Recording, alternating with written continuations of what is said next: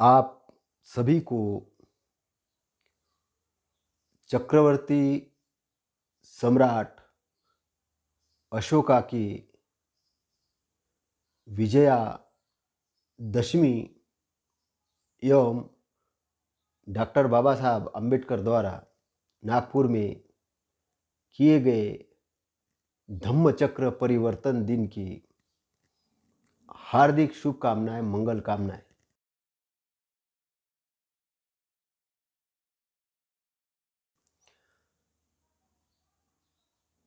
आधुनिक इतिहास और भूतकाल का इतिहास, इन दोनों का सम्मिश्रण करके हम धम्म चक्र पर बातचीत करने वाले हैं कि ये धम्म चक्र क्या है, क्यों गतिमान करना जरूरी है और प्राणी मात्र के सुख के लिए, शांति के लिए, उसकी मंगल कामना के लिए इसका गतिमान होना क्यों जरूरी है। और इसी संदर्भ को ध्यान में रखते हुए लंबे समय के बाद मैं आपके सामने कुछ महत्वपूर्ण बातें कहने के लिए आया हूँ। आशा है आप शांत हृदय से इसे सुनेंगे और सुनकर मनन करके सुपरमार्केट अप्रोच के साथ जो आपको सही लगता है वो ग्रहण करेंगे और जो आपको सही नहीं लगता है वो आप छोड़ देंगे। वो आपके विवेक बुद्धि पर डिपेंड करता है कि क्या सत्य है, क्या असत्य है। वो आपको चेक करना है। आपको लगता है कि ये बातें आपके लिए सही नहीं है, असत्य है, इसको छोड़ देना है। तो आपके विवेक पर सारी चीज़ें निर्भर करती है। तो मैं ज़्यादा समय न लेते हुए अपने दो शब्द इस पावन पर्व के उपलक्ष्य में कहना चाहता हूँ। तो सम्राट अशोक भारत के ही नहीं, विश्व के एक ऐसे सम्राट हुए कि जिनको चक्रवर्ती सम्राट का गौरव प्राप्त हुआ। और सम्राट अशोक इसलिए महान बने क्योंकि उन्होंने तथागत गौतम बुद्ध, इनके द्वारा जो धम्म चक्र गतिमान किया था, जो धम्म विश्व के कल्याण के लिए, मानव मात्र के शांति के लिए, सुख के लिए, आनंद के लिए और उनके भविष्य में उनको सुख शांति प्रदान करने के लिए, उनकी सद्गति प्राप्त करने के लिए और उनके दुख से मुक्ति के लिए प्रदान किया था। महामानव तथागत गौतम बुद्ध, इन्होंने जब अपने प्रज्ञा चक्षु से विश्व को देखा, प्राणी मात्र को देखा, प्राणी मात्र के दुख को देखा और दुख को समझकर जब उन्होंने उस दुख के कारणों को ढूंढा, जब उनको उन कारणों का पता चला, कारणों का पता चलने के बाद उन्होंने उस कारणों से जैसे ही छुटकारा पाया, वैसे ही उनको प्रकाश की प्राप्ति हुई, बोधि प्राप्ति हुई। और जब उनको बोधि प्राप्त हुई तो विश्व के लिए उनके अंदर में करुणा और मैत्री की भावना जगी। और ऐसा उनके साथ एकदम से नहीं हुआ। बचपन से ही उनका जो गणराज्य था, जो शासन था, वो गणराज्य था। मैत्री पर ध्यान करना उनको बचपन से ही सिखाया गया था। वो पशु पक्षियों प्राणी मात्र के संरक्षक थे। उनकर ये आक्षेप भी लगाया गया था कि आप तो एक राजकुमार हो, और राजकुमार को तो वे सभी प्रकार की युद्ध कलाओं में प्रवीण थे, लेकिन बचपन से उन्हें जो ध्यान की शिक्षा दी गई थी वो मैत्री वाले ध्यान की शिक्षा दी गई थी। तो मैत्री वाले ध्यान की शिक्षा दी गई थी तो उसमें उनको ये सिखाया गया था कि अपने पड़ोसी से प्रेम करना है, पक्षी पक्षियों से प्रेम करना है, और संसार में लोग सुखी कैसे रहे इस पर ध्यान देना है, सब लोगों के अच्छाई के बारे में सोचना है, सब लोगों की उन्नति के बारे में सोचना है। तो इससे उनके चित्त चित्त के अंदर मैत्री भाव डेवलप हुआ, और मैत्री भाव डेवलप होने से क्या हुआ कि उनको धीरे धीरे उनके प्रज्ञा चक्षु बचपन से ही डेवलप होने लग गए। और जब उनके प्रज्ञा चक्षु बहुत लेवल पे डेवलप हुए तो ऐसा ऐसा व्यक्ति, ऐसा राजकुमार किसी को दुखी देख नहीं सकता, किसी के लिए दुख का कारण वो हो नहीं सकता। इसलिए उसके सामने जब दुख की घटनाएं घटी, घटना प्रारंभ हुई, तो उन घटनाओं का विश्लेषण उन्होंने करना शुरू किया। उसी घटनाओं के अंदर में एक घटना थी जो शाक्य और कोलियों के युद्ध से लेके थी। शाक्य और कोलियों के युद्ध से लेके थी कि वो पानी के लिए युद्ध करना चाह रहे थे। तो इनका कहना था कि केवल पानी के लिए आप युद्ध करेंगे और कहीं शाक्य और कोली आपस में मारे जाएंगे। अच्छा, ये है कि 2 प्रतिनिधि शाक्यों के तरफ से चुने जाए, 2 प्रतिनिधि कोलियों की तरफ से चुने जाए, और 4 मिलके एक 5वां प्रतिनिधि चुने, और 5 लोग मिलके इस पर निर्णय लिए, और 5 लोग जो निर्णय लेंगे वो निर्णय सब लोग मान्य करें। लेकिन ये संघ के सदस्य थे, उस वक्त संघ प्रणाली थी, और संघ के जो सेनापति थे, जो संघ के सेनापति के समर्थक थे, वो इस बात के विरोधी थे। वो चाहते थे कि युद्ध हो जाए। तो इन्होंने उसका विरोध किया कि नहीं नहीं, युद्ध का मैं खिलाफ हूं और युद्ध होना नहीं चाहिए। तो नियमों के अनुसार क्या हुआ कि उनकी कुछ शर्तें थी, उस शर्तों के अनुसार तो संघ के विरोध में कोई बात नहीं करेंगे, संघ जिस बात को मानता है उसका समर्थन करेंगे।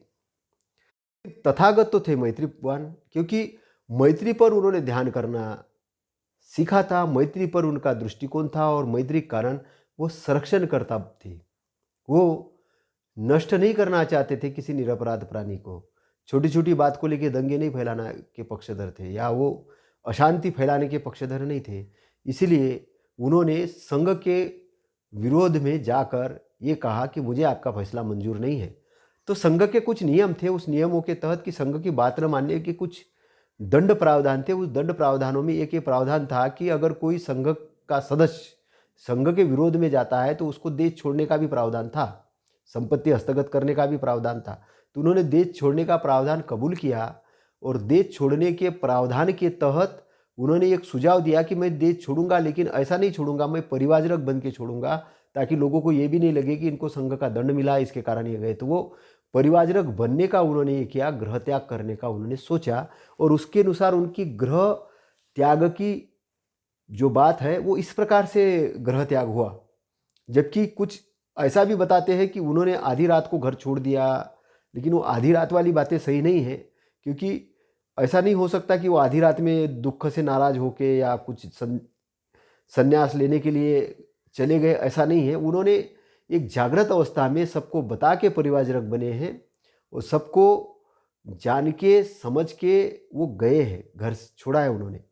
और यहाँ पर उनका संभाषण भी है, संभाषण यशोधरा के साथ है। उनकी जो पत्नी है यशोधरा, वो उनको वचन देती है कि आप स्वामी, आप अपना राज्य छोड़ के जा रहे हो, तो राज्य छोड़ के जा रहे हो तो कुछ आप ऐसा करके आओ कि जो ये पूरे विश्व के मानव कल्याण के लिए कुछ ऐसा मार्ग शोध करके आओ, कुछ ऐसा रास्ता शोध करके आओ कि ताकि इनके कल्याण के लिए सुखकारी हो, लाभकारी हो, इनको दुख निवारण के लिए महत्वपूर्ण हो।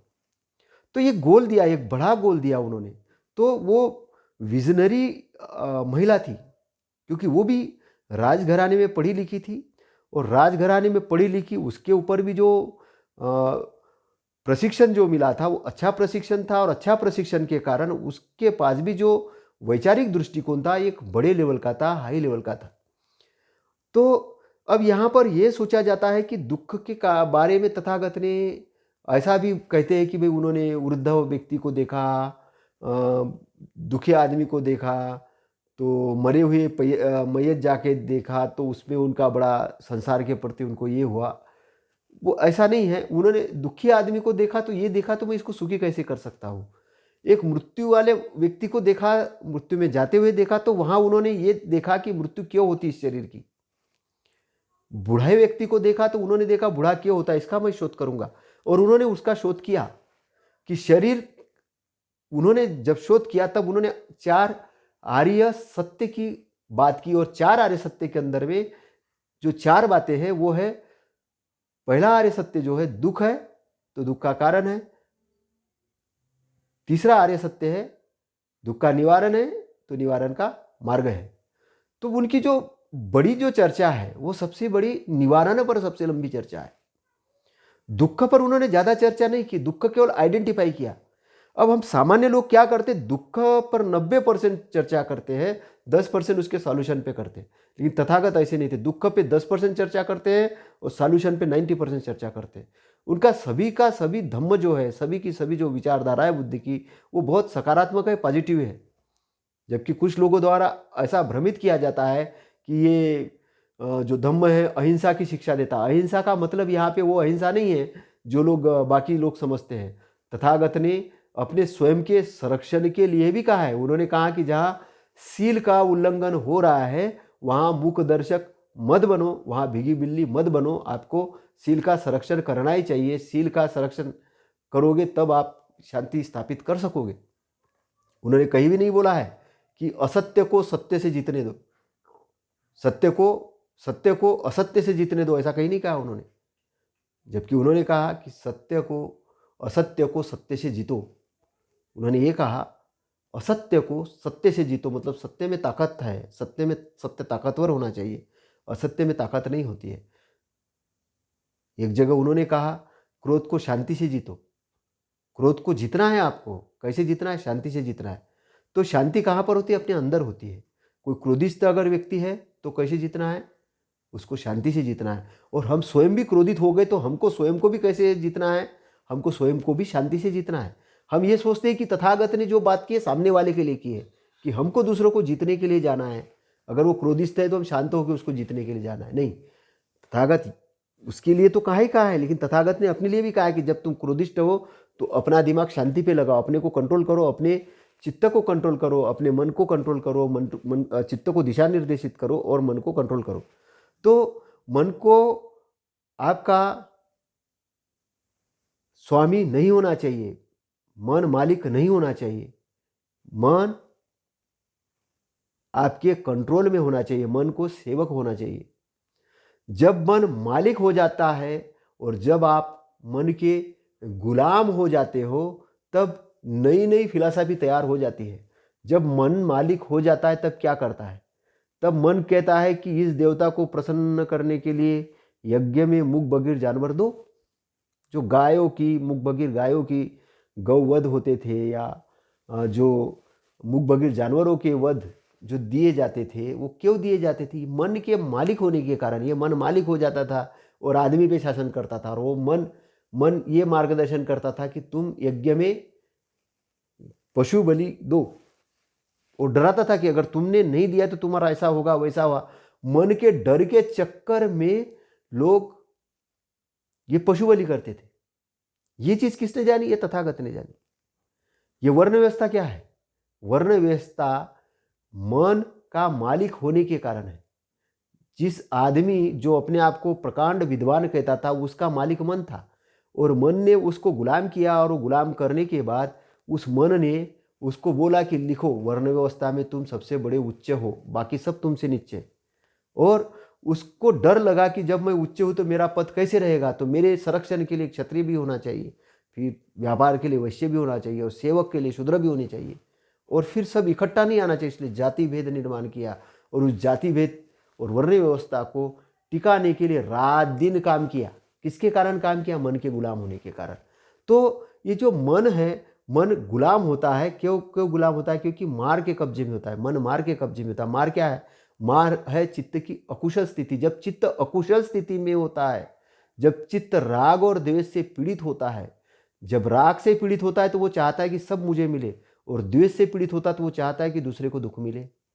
तो दूसरे को दुखी करने में उसको मजा आता है और दूसरे का छीनने में बड़ा मजा आता है। तो इस प्रकार से अपने चित्त में दुर्गुणों का वो अकुशल कर्म का स्टोर करता है, और अकुशल कर्म का स्टोर करने के कारण वो व्यक्ति भवचक्र में घूमते रहता है, और भवचक्र में घूमते के कारण उसके शरीर का बार बार निर्माण होता है, बार बार मरता है, बार बार जिंदा होता है, बार बार मरता है, बार बार जिंदा होता है, और बार बार जिंदा होता है। उसको बोला दुख। ये है दुख और दुख का कारण। तो चित्त को राग और द्वेष से मुक्त करना है, चित्त को शुद्ध करना है, और चित्त को शुद्ध करने का जो मार्ग है, जो निवारण का मार्ग है, वो तथागत ने जो बताया वो क्या है? वो अष्टांग मार्ग है। तो निवारण, चित्त निवारण होने से क्या होगा? चित्त का निवारण होने से आपके अंदर में शांति आएगी, आपको विजडम मिलेगी, आपकी प्रज्ञा जगेगी। उस प्रज्ञा के माध्यम से, उस चित्त को सही डायरेक्शन देने के माध्यम से आप दुख से मुक्त हो जाओगे। आप शरीर को एक वाहन के रूप में समझना चालू करोगे कि ये शरीर मुझे वाहन के रूप में मिला है। और किस लिए मिला वाहन के रूप में? इसलिए मिला है वाहन के रूप में कि मुझे इस भवसागर से पार हो जाना है। क्योंकि इस भवसागर से जब मैं पार हो जाऊंगा तभी मेरी सदगति होगी। अगर भवसागर में डूब गया तो दुर्गति होगी। तो सदगति और दुर्गति व्यक्ति के कर्म पे ही डिपेंड है।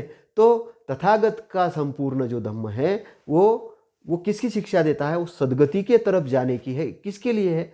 सभी मानव मात्र के लिए है। सभी, कोई इसमें ये नहीं है कि मेरे को क्या, इन लोगों के लिए धम्म का, नहीं, सभी मानव मात्र के लिए, सभी सभी।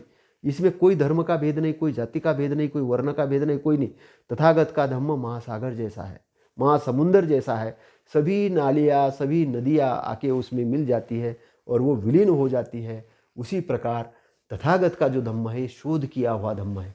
तथागत का धम्म सदगति का मार्ग बताता है, निब्बान का रास्ता बताता है। निब्बान क्या है? निब्बान व्यक्ति के कुशल कर्म के द्वारा हासिल किया वो एरिया है, जो क्षेत्र है जिसमें अरहंत लोग रहते हैं, अरहंत रहते ज्ञानी और जो प्रज्ञावान अरहंत है, जो बड़े बड़े बलशाली है, वो उस स्थान पे रहते। उस संगत में एसोसिएशन करने का, उसके शांत वाले पद में जाने का अवसर प्रदान करने का मार्ग ही निब्बान है।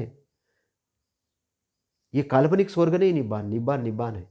निब्बान जाना जा सकता है। एक प्रज्ञावान व्यक्ति अपने ज्ञान चक्षुओं से वो चीज़ को जान सकता है, वो महसूस कर सकता है, वो उस शांतता को जान सकता है, उस सुगंध को जान सकता है, उस प्रकाश को देख सकता है। वो कोई ऐसा ही नहीं किया गया, जान के कहा गया है। तथागत ने उसको जाना है, तथागत ने उसको छाना है, और छान के फिर माना है। फिर उन्होंने संसार के लोगों के सदगति के लिए अपने धम्म को उपदेशित किया है। तो हम लोग जो तथागत के धम्म के बारे में जो बात कर रहे हैं, तो तथागत के धम्म से क्या हुआ? तथागत के धम्म के से ये हुआ कि विश्व के अंदर शांति स्थापित हुई और प्रोग्रेस का वातावरण बना। उसका परिणाम ये हुआ कि बड़े बड़े राजा निर्माण हुए। उस राजा में से एक राजा सम्राट अशोक भी है। और सम्राट अशोक जब कलिंग युद्ध में उन्होंने लाखों निरपराध लोगों को मार के जब विजय हासिल की, तब उसको ये लगा कि जब महिलाएं रो रही थी, बच्चे रो रहे थे कि देखो हमारे निरपराध लोगों को भी आपके सैनिकों ने मार दिया, ये किया, तो उसको लगा मैंने शासन तो प्राप्त कर लिया, लेकिन ये सब दुखी लोग मेरे को दोष दे रहे कि मैंने क्या प्राप्त किया। अगर शासन इस प्रकार से प्राप्त करना है, अपराध प्राणी मात्र की हत्या करके शासन हस्तगत भी किया, तो क्या किया? तो उनके मन में ये बात जागी। और जागने का मूल कारण ये था कि सम्राट अशोक के जो भाई थे सुशीम, तो सुशीम इनका पुत्र भिक्षु नेग्रोद, वो भिक्षु थे, और उन भिक्षु के कारण सम्राट अशोक मोगली पुत्ततीस, ये बुद्ध धम्म के प्रकांड विद्वान तो थे ही, साथ साथ में सभी धर्मों के जानकार भी थे। इनके संपर्क में आए और इनके संपर्क में आने के बाद वो उनसे प्रभावित हुए और उन्होंने बुद्ध धम्म की शरण ग्रहण की।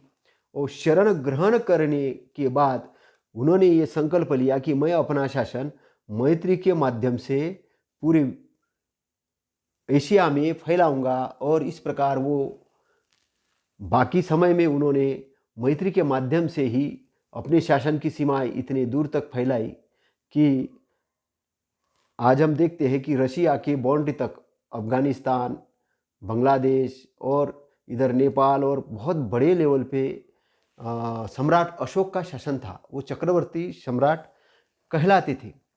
तो कहने का तात्पर्य यह है कि सम्राट अशोक के बुद्ध धम्म में आने से क्या फायदा है। उनका सभी का सभी पूर्ण परिवार बुद्ध धम्म के अंदर आ गया और बुद्ध धम्म जो है एक राज धर्म घोषित हो गया।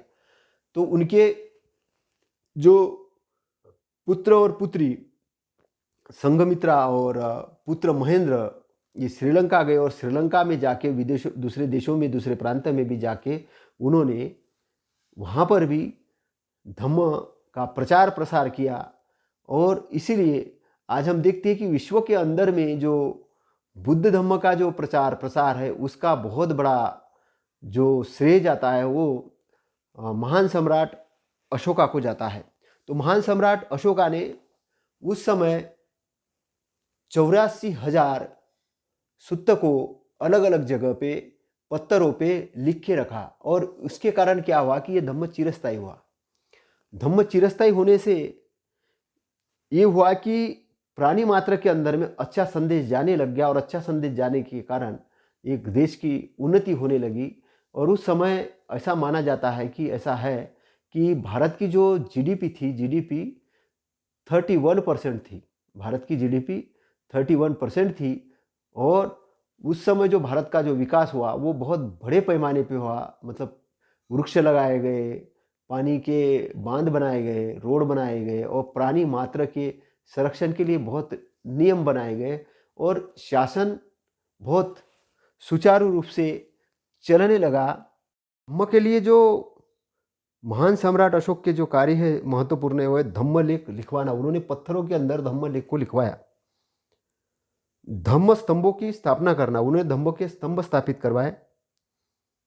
उन्होंने भिक्षुओं की नियुक्ति करवाई, धम्म के सभाओं को बुलाया और विदेशों में भी धम्म प्रचारक भेजा। सम्राट अशोक के समय बुद्ध का संघ विद्या तथा ज्ञानोत्कर्ष का प्रमुख केंद्र बन गया था। इन धम्म विहारों में धम्म की व्यवस्था तथा धम्म पर विचार विमर्श हुआ करता था। फलस्वरूप विद्या और संस्कृति की स्वर्ण किरणें अशोकाराम जैसे विहारों से उदित होकर संपूर्ण भारत को ज्ञान के प्रकाश से प्रकाशित करती थी। सम्राट अशोक ने 84,000 स्तूपों का निर्माण कराया था। तृतीय संगीति के समय उनके जो परम गुरु मोगलीपुत्र तिस्य के नेतृत्व में सम्राट अशोक ने 7,000 जो अधम्म भिक्षु थे, जो दूसरे धर्मों से भेष बदल कर आए थे और भिक्षु संघ में घुस गए थे और घुसकर वो संघ के विरुद्ध में काम कर रहे थे, ऐसे 60,000 भिक्षुओं को उन्होंने बाहर करवाया। सम्राट अशोक ने यही नहीं, उन्होंने अपने जो पड़ोसी राजा थे, जो उनको दुश्मन समझते थे, उन्हें भी अभयदान दिया और उनसे अभयदान देते हुए उनको भी समझाया कि मेरे पास ताकत आपसे ज़्यादा है। सब कुछ होने के बाद भी मैं आपको अपने आप में सम्मिलित करता हूँ, लेकिन कैसे सम्मिलित करता हूँ कि आपको शक्तिहीन बनाकर नहीं, मित्र बनाकर। तो आजकल क्या होता है कि तत्कालीन तो ऐसा था कि विश्व के पड़ोसी राजा एक राजा को दुश्मन समझते थे और दुश्मन समझ के एक दूसरे को शक्तिहीन बनाने के लिए ही एक दूसरे से युद्ध करते रहते थे और युद्ध करते करते ही मर जाते थे। लेकिन सम्राट अशोक ने ऐसा नहीं किया। सम्राट अशोक ने उनसे मित्रता की, मित्रता करके उनको अपने शासन के अंदर में सम्मिलित करवा लिया और सम्मिलित करवा के एक संगठित राज्य की स्थापना की। तो सम्राट अशोक का जो महान कार्य है कि उन्होंने क्या क्या किया? उन्होंने अपने शासन व्यवस्था के अंदर पशु वध को पूर्णतः प्रतिबंधित कर दिया और पशु वध को प्रतिबंधित करने के साथ साथ उन्होंने मदिरा और अश्लील नृत्य को भी प्रतिबंधित किया और प्रतिबंधित करके जो समय बचा, धन बचा, उसका उपयोग अच्छे कार्यों के लिए लगाया। ये उनका महान कार्य है। और सम्राट अशोक यहीं पर ही नहीं रुके, उन्होंने अपने प्रजा को अपने परिवार जैसा समझा। एक शिलालेख में लिखा है कि राज्य के सब मनुष्य मेरे पुत्र हैं। जिस प्रकार मैं अपने पुत्रों का हित व सुख चाहता हूँ, उसी प्रकार अपनी प्रजा के लौकिक और परलौकिक हित की कामना करता हूँ। जिस प्रकार मैं अपने प्रजा का सुख, पुत्र और परिवार का सुख चाहता हूँ, वैसे ही मैं प्रजा का भी सुख चाहता हूँ। उनके लौकिक यानी इस दुनिया में रहते हुए भी सुख की कामना करता हूँ। इस दुनिया को छोड़ने के बाद में भी वो जाए तो वहाँ पर भी उनके सुख की कामना करता हूँ। ऐसे सम्राट अशोक कहते हैं। यही तथागत का भी वाक्य है कि मेरा जो धम्म है वो बहुजन हिताय, बहुजन सुखाय, आदि न कल्याण, मध्य न कल्याण, अंत न कल्याण। तो शुरुआत में भी कल्याणकारक है मेरा धम्म, बाद में भी कल्याणकारक है, अंत में भी शरीर छोड़ते वक्त भी कल्याणकारक है। और किसके लिए है? बहुजन हिताय, बहुजन सुखाय। बहुजन यानी SC ST OBC नहीं, बहुजन यानी बहुत सारे प्राणी मात्र, बहुत सारे लोग। बहुजन का मतलब बहुत सारे। यहाँ बहुजन का मतलब किसी विशेष समुदाय से नहीं है, तथागत विशेष समुदाय के लिए नहीं है। तथागत विश्व के प्राणी मात्र के लिए अपना धर्म उपदेश करते हैं। तथागत को लिमिटेशन में नहीं बांधना है, तथागत को किसी वर्ण जाति में नहीं बांधना है। आजकल एक परंपरा निर्मित हो गई है कि एक महापुरुष को एक विशेष जाति के तक बांध दिया जाता है, विशेष जाति तक बांधकर उनको विशेष जाति का बताया जाता है, विशेष मत का। ऐसा नहीं है। लेकिन तथागत तो ब्रह्मांड में ऐसे सम्यक संबुद्ध है, वो सम्यक संबुद्ध है, पूरे प्राणी मात्र के जानकार है और सभी लोगों के लिए वो अच्छाई का मार्ग खुला करते हैं। तो तथागत एक सामान्य इंसान नहीं है, सामान्य मानव नहीं है, वो एक महामानव है। ये जानकारी में लेना बहुत जरूरी है। और इसीलिए उन्होंने सम्राट अशोक जैसे महाप्रतापी राजा को भी उनके जाने के बाद भी प्रभावित होना पड़ा, क्योंकि तथागत का दर्शन बहुत अमूल्य दर्शन है, बहुमूल्य दर्शन है, जिसका कोई मूल्य नहीं है, धम्म का कोई मूल्य नहीं है। सम्राट अशोक के समय का जो भारत था वो सुख, शांति और समृद्धि वाला भारत था। सामाजिक, धार्मिक और आर्थिक और सांस्कृतिक विकास का उस समय का बड़ा योगदान है। सामाजिक जीवन बहुत सादा, सरल और सुव्यवस्थित था। जीवन में श्रेष्ठतम नैतिकता थी। झगड़े और मुकदमेबाजी ज्यादा नहीं होती थी। लोग सदाचारी थे। लोगों का खान पान बहुत अच्छा था और बहुत अच्छा शुद्ध था। और उस समय की जो आर्थिक स्थिति थी बहुत उन्नत थी, समृद्धशाली थी। और लोगों का सबसे बड़ा जो व्यवसाय था वो कृषि था। और युद्ध के समय भी कृषकों को क्षति नहीं पहुंचाई जाती थी। और जब कोई बाढ़ आ गई, कोई विपत्ति आए, उस समय उनको सहयोग भी प्रदान किया जाता था। मौर्य साम्राज्य में शांति, व्यवस्था, समृद्धि और संपन्नता होने के कारण कला का भी खूब विकास हुआ है। क्योंकि उस समय के जो कलाएं हैं, जो हजारों स्तूप है, चैत्य है, जो विहार है, उनमें सांची, सारनाथ, बुद्ध गया के स्तूप अत्यधिक प्रसिद्ध है। पर्वतों को काटकर बनाई गई गुफाओं की दीवारों को चमकीले कर कमरे बनाने की कला मौर्य युग से ही प्रारंभ हुई है। सम्राट अशोक को इस बात की चिंता रहती थी कि प्रजा के सुख दुख की सूचना उन्हें सदैव मिलती रहे। वे कहते हैं कि मैं चाहे भोजन करता रहूं या अनंतपुर में हूं, मैं अपने निजी कक्षे में हूं या घोड़े के पीठ पर हूं अथवा विहार कर रहा हूं, यह आज्ञा अशोक ने जनहित के लिए सबको दे रखी थी। अहिंसा का उनका मूल मंत्र था। हिंसा बंद करने के लिए अशोक ने अनेक उपाय किए। परोपकार भी अशोक के धम्म का मुख्य अंग था। अपने 7वें लेख में वे कहते हैं, मैंने वट वृक्ष लगवाए, जिनमें पशुओं को छाया और सुख मिले। आम के वृक्ष लगवाए, प्रति 2 मील पर कुएं खुदवाए, धर्मशालाएं बनवाई और जलाशय स्थापित कराए। किस लिए? पशुओं और मनुष्यों के सुख के लिए।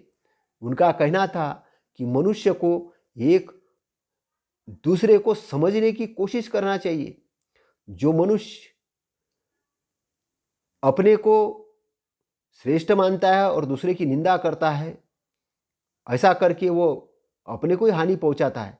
इसलिए संयम और सहिष्णुता की आवश्यकता है, और संयम और सहिष्णुता को ध्यान में रखते एक दूसरे के विचारों को सुनना चाहिए, एक दूसरे के आचरण को सुनना चाहिए और सही आचरण का उपयोग करना चाहिए, सही चीज़ को मानना चाहिए। तो ऐसे महान सम्राट के जीवन से हमको शिक्षा मिलती है कि हम उदार बने, अन्य लोगों का आदर करें, जीवों को प्रति दया, प्राणियों के प्रति सहिष्णुता की भावना रखें। धम्म का विजय सब विजयों में श्रेष्ठ है। यही सम्राट अशोक की शिक्षा का मूल उद्देश्य है। सम्राट अशोक महल इतना सुंदर था कि उसमें 600 वर्ष पश्चात चीनी यात्री फाहियान पाटलिपुत्र में उसे देखकर चकित रह गया। उसने कहा, ऐसे भव्य महल को देव ही बना सकते हैं। उसकी चित्रकारी और पत्थर की खुदाई देखकर वह मंत्रमुग्ध हो गया। राजप्रसाद ऐसी सुंदरता और भव्यता के साथ बनाया गया था कि उसे संसार की मानवीय कला कभी नहीं बना सकती। इतिहास में आज तक ऐसा राजा नहीं हुआ जिसने प्रजा के लिए उससे अधिक कार्य किया हो। उसने केवल शारीरिक ही नहीं बल्कि आध्यात्मिक उन्नति के लिए भी प्रयत्न किया था। अशोक ने स्वयं बौद्ध धर्म के धार्मिक स्थानों की यात्रा की और इस बात के उल्लेख भी इतिहास के अंदर में है। तो तथागत का वचन है कि गलत को बढ़ावा नहीं देना चाहिए। गलत को बढ़ावा देकर, गलत को प्रश्रय देकर, गलत को शक्तिशाली करके आप सच्चाई की हार कर सकते हो, सच्चाई को पराजित कर सकते हो। इसलिए सच्चाई का, सत्य का मार्ग प्रशस्त करना है, मानव हित के लिए लगना है।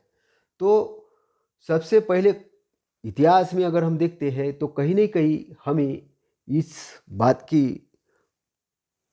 जानकारी मिलती है जब हम इतिहास का अध्ययन करते हैं कि कहीं न कहीं हमारे पूर्वजों ने बुद्ध के वचनों को सही ढंग से समझने की कोशिश नहीं की है, और सही ढंग से सोचने की कोशिश न करने के कारण, सही ढंग से जानने की कोशिश न करने के कारण अलग अलग पंथों में, अलग अलग विचारधारा में धम्म बढ़ते गया। जैसे महायान हो गया, हीनयान हो गया, वज्रयान हो गया, थेरोवादी हो गया, तंत्रयान हो गया। ऐसे अलग अलग प्रकार से लोगों ने धम्म को मानना शुरू किया। लेकिन हमें मूल रूप से जो तथागत के वचन हैं, उस वचनों को आधार स्तंभ मानकर धम्म की पुनर्व्याख्या करने की जरूरत है। तो बाबा साहब ने जब इतिहास का अध्ययन किया, जब क्रांति और प्रतिक्रांति का अध्ययन किया, तब उनको ये बात पता चली, जो बात बहुत बार छुपाई जाती है, कि भारत का जो मूल इतिहास है वो इतिहास ही आधुनिक इतिहासकारों ने दफना दिया है। उसको पुनर्लेखित करने की ज़रूरत है, उसको समझने की ज़रूरत है, उसको जानने की ज़रूरत है। क्योंकि आधुनिक इतिहासकारों ने भारत के इतिहास को कल्पना का इतिहास बना दिया, कहानियों का इतिहास बना दिया। सत्यता उसमें कुछ प्रतिशत सत्यता है, कुछ प्रतिशत उसमें कल्पना डाल दी गई है, और बहुत सारे कल्पना आश्रित ग्रंथों को धार्मिक ग्रंथ बनाकर घोषित कर दिया गया। तो कल्पना आश्रित धम्म को नहीं मानना है। तथागत के धम्म के जो आदेश तथागत के जो आदेश है वो क्या है कि कल्पना आश्रित चीज़ों को नहीं मानना। उसका कैसी चीज़ों को मानना? पहले कोई चीज़ को जानो, फिर उसको विश्लेषण करो, और विश्लेषण करने के बाद देखो ये सही है या गलत है। सही है तब उसको मानो। और सही की भी परिभाषा दी है, सही के लिए क्या है कि वो बहुत जनों के हित के लिए है कि नहीं है, बहुत जनों के सुख के लिए नहीं है कि नहीं है, वो अपने हित के लिए है कि नहीं, दूसरों के हित के लिए है कि नहीं। तो इस प्रकार से सही की भी व्याख्या बताई। सही का मतलब ये नहीं कि मुझे अच्छा लग रहा है और दूसरे के लिए कष्ट पहुंच रहा है तो वो सही है। सही का मतलब है कि दोनों के लिए सही, सबके लिए सही। जो सम्राट अशोक ने किया कि भाई पेड़ लगाए। पेड़ क्यों लगाए? क्योंकि आने जाने वाले लोगों को छाया मिले। पानी के कुएं क्यों खोदे? क्योंकि पशुओं को सबको पानी मिले। रोड क्यों बनवाए? क्योंकि रोड बनाने से लोगों को जाने आने के लिए साधन उपलब्ध हुए। तो एक शांतता की व्यवस्था डेवलप हो तो एक नियम बनाए, नीति नियम बनाए। कैसे नियम बनाए? सबके लिए समान नियम बनाए। ऐसा नहीं कि इसके लिए अलग नियम, उसके लिए अलग नियम, सबके लिए अलग नियम, एक जैसे नियम बनाए। सभी मनुष्य मात्र को उन्होंने एक समझा। तो उसी व्यवस्था को कालांतर में बाबा साहब ने जब भारत का संविधान लिखा, संविधान के अंदर में उस व्यवस्था को लिया गया और भारत के राज मुद्रा के अंदर में सम्राट अशोक के प्रतीकों को डाला गया। जो 4 शेर वाला जो सिंह है वो सम्राट अशोक का प्रतीक चिन्ह है, जो कि एक सजगता का प्रतीक है और जागृता का प्रतीक है और जो एक बलशाली का भी प्रतीक है। तो उसको उसमें समाहित किया गया। और यही नहीं, राष्ट्रपति भवन में भी हम तथागत की मूर्ति को देखते हैं, सम्राट अशोक के शेर को देखते हैं। तो ये सारे जो चीज़ें जो बाबा साहब ने उसमें इंटर करवाए, उसका रीज़न है कि भारत को एक समृद्धिशाली भारत वो देखना चाहते थे। और उसी को ध्यान में रखते हुए उन्होंने 14 अक्टूबर 1956 को सम्राट अशोक विजयादशमी के दिन बुद्ध धम्म की दीक्षा ली। दीक्षा ली का अर्थ ये नहीं है कि उन्होंने किसी धर्म का त्याग किया, ये किया, ऐसा नहीं है। उन्होंने अपनी घर वापसी की, क्योंकि जो मूल रूप से जो आज के SC ST OBC माइनॉरिटीज के लोग हैं, ये पहले के बौद्धिस्ट लोग हैं। तो ये उनकी घर वापसी है। इसका बहुत ज़्यादा प्रोपोगंडा करने की जरूरत नहीं कि हमने ये धर्म छोड़ा, वो धर्म छोड़ा, ऐसा कुछ नहीं है। उनकी घर वापसी है। बुद्ध धम्म में प्रवेश करना एक घर वापसी है। तो इसलिए अपने घर में वापस आने का मतलब एक सम्मान को प्राप्त करना है, कि इंसानियत को प्राप्त करना है। क्योंकि वर्ण व्यवस्था एक काल्पनिक चीज़ है, जाति व्यवस्था एक काल्पनिक चीज़ है। वर्ण व्यवस्था और जाति व्यवस्था को नष्ट करने का काम भारत का संविधान करेगा और संविधान ये उन्नति का कार्य करेगा। इसलिए भारत के संविधान को सभी इंसानों ने मानने की जरूरत है, उसको समझने की जरूरत है और उस संविधान के अनुसार कार्य करने की जरूरत है। संविधान सबको अपनी वैचारिक स्वतंत्रता देता है, लेकिन वैचारिक स्वतंत्रता का मतलब ये नहीं कि आप दूसरों को कुछ भी बोलो, दूसरे के बारे में गलत सोचो, ऐसा नहीं। वो प्रतिबंधित भी करता है, गलत के लिए प्रतिबंधित करता है, अच्छाई के लिए वो मार्ग प्रशस्त करता है। तो आधुनिक भारत का निर्माण करने के लिए जो बड़ा योगदान है वो बाबा साहब ने दिया है, और वो दिया है उन्होंने बौद्ध धम्म को ग्रहण करके और भारत के संविधान की ड्राफ्टिंग करके। और एक चीज़ और उन्होंने सबसे बड़ी की है कि मनुस्मृति को जला के, जो मनुस्मृति वर्ण व्यवस्था और जाति व्यवस्था का पोषण करती थी, ऐसे ऐसे ग्रंथों को उन्होंने जलाया भी। जो इतना पुस्तक प्रेमी व्यक्ति है, विद्वान है दुनिया का, उस व्यक्ति ने कभी भी अपने पुस्तकों का पूजन किया है, लेकिन वही व्यक्ति किताबों को भी जलाता है। क्यों जलाता है? कि जो किताबें दिग्भ्रमित करती है, गलत आचरण करती है, गलत आचरण को प्रशस्त करती है, ऐसी चीज़ों को नष्ट करना भी जरूरी है। इसीलिए मानवता के प्रेम के लिए, भारत के शांति के लिए, विश्व की शांति के लिए, उन्नति के लिए इस सम्राट अशोक की विजयादशमी का बड़ा महत्व है। धम्मचक्र परिवर्तन दिन जो 14 अक्टूबर 1956 को डॉक्टर बाबा साहब ने दिया था अपने 22 प्रतिज्ञाओं के साथ में, उसका बड़ा महत्व है। और ये सब बातों को समझ के, जान के आप धम्म अनुयायी बुद्ध धम्म को और अच्छे से फैलाने का काम करेंगे और उन लोगों से दूर रहेंगे जो ये कहते हैं कि अगर आपने ये हमारा ऐसा नहीं किया तो हम बुद्ध धम्म ग्रहण करेंगे। ऐसी धमकियाँ देना नहीं है कि हम ऐसा नहीं करेंगे तो हम, तो भाई तुम गुलाम ही रहो, तुम वर्ण व्यवस्था के गुलाम ही रहो, तुम जाति व्यवस्था में ही पड़े रहो, तुमको मानव नहीं बनना है, मत बनो। लेकिन धमकी क्यों दे रहे कि हम अच्छे इंसान बन जाएंगे, हम गुलाम नहीं रहेंगे अगर आपने ऐसे नहीं किया। तो ये नहीं, अच्छा इंसान सबको बनना है। इसलिए बौद्ध धम्म किसी के लिए बंद नहीं है, सबके लिए ओपन है, चाहे कोई भी हो। सब इसमें से अच्छी शिक्षाएं लेके आचरण करके अपने लिए उन्नति का मार्ग प्रशस्त कर सकता है। उसको ज़रूरत भी नहीं कि पहले आके एकदम से अपना धर्म त्यागे और इधर आके दीक्षा ग्रहण करे और तभी वो माने। आप तो पढ़ो, बुद्ध को समझो, जानो एक एक चीज़ को, आपको अच्छा लगता है उसको ग्रहण करो। बताने की क्या ज़रूरत है कि हम ये करने वाले वो करने, वो भी नहीं ज़रूरत। आप अपनी उन्नति करो, लोगों को उन्नतिशील बनाओ, और ये करते करते जब आपको अच्छा लगे तो बुद्ध के धम्म के शरण में आ जाओ। इतना सीधा साधा धम्म है, इतना बढ़िया धम्म है। तो आज के दिन के लिए मेरी ओर से आपके परिवार के लिए, आपके लिए मंगल कामनाएं।